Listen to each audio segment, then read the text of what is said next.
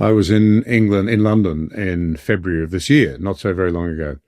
And a very nice man, a Pakistani, was driving me around in an Uber.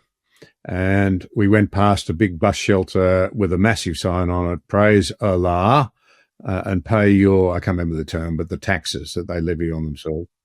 I asked him about those. He explained what they were. I said, you're a Muslim? He said, yes, I'm a Muslim. I said, do you take it seriously? He said, no, I don't go to prayers. He said, I don't take it seriously. He said, but I have 4 children and they go to school and they come back and they absolutely know what is right and what is wrong. I thought that was a very interesting insight.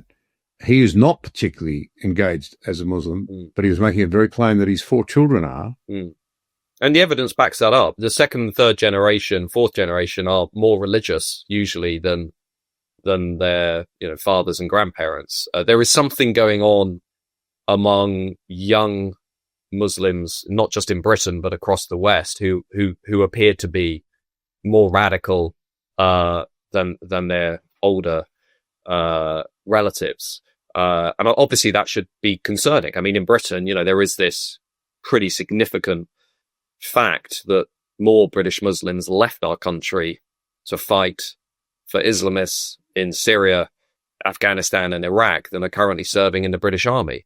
I mean, that should be a wake-up call, I think, to a lot of people. Again, you're not really supposed to talk about that. You're not really supposed to discuss that, because multiculturalism is working and everything is fine.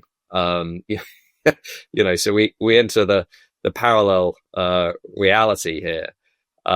We have to get politics and the public debate to this point where we recognize the failures and we can start to try and put together a policy mix that will actually do something about this. I think that's it's the point I keep coming back to, because it's very easy to throw your hands in the air and say, well, you can't change things. But I think, again, to go back to that point about reform in the next election, there's going to have to be a comprehensive policy for slashing migration, net migration back to below 100,000, reshaping it around high-skill migration from culturally compatible nations, and alongside that, having a new, robust framework for integration that really does push the taboos out of the way. We could end cousin marriage tomorrow if we wanted to. That would be useful.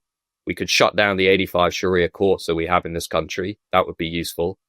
We could ensure there is no blasphemy law through the back door, no definitions of Islamophobia. We could start mixing schools much more than we currently do. We could clamp down on Muslim organizations that have links to Islamists and are still being tolerated by the British state.